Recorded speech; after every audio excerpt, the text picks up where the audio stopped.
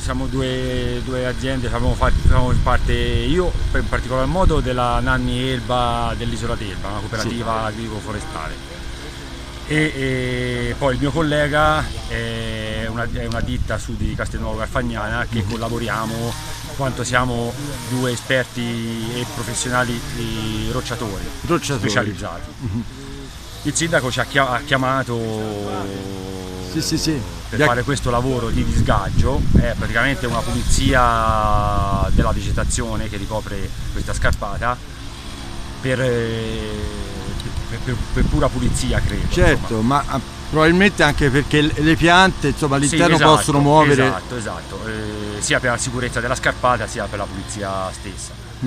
Ci siamo calati giù, abbiamo trovato, insomma, questa situazione qui, stiamo pulendo, il lavoro è quasi finito, e oltre il lavoro di disgaggio vero e proprio, quindi abbiamo praticamente, la roba è andata giù nel piano, poi un escavatore con una pinza la porterà via a discarica autorizzata.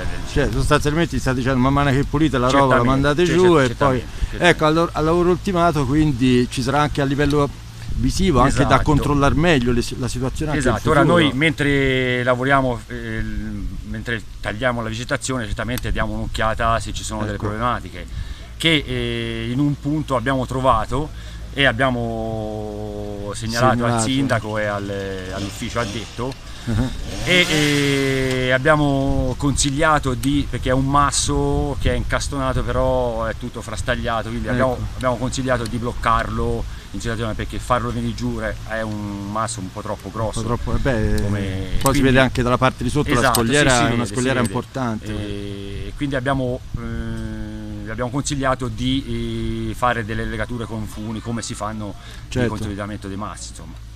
Poi altre situazioni pericolose sinceramente non abbiamo trovato. E l'unica cosa che una volta pulita la vegetazione, la scarpata è ricoperta da terra riportata, insomma. Vabbè, ora, poi la natura provvederà un po'. Esatto, un po' la natura, un po' non so se prenderanno provvedimenti dell'amministrazione comunale per pulirla definitivamente. Vabbè, quindi il lavoro è abbastanza veloce, sì, però diciamo siamo da a porre attenzione. 2 settimane sono qui, sì, certamente è un lavoro che viene svolto, come ho detto prima, da massima sicurezza, operai specializzati, che siamo noi, io e l'altro mio collega.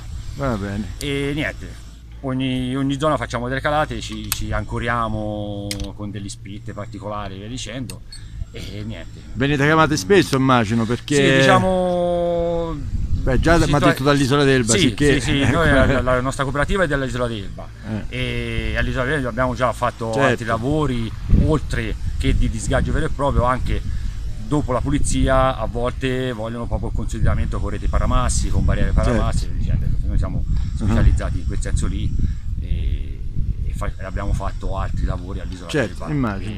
Il ragazzo anche in Castelnuovo Garfagnana, insomma.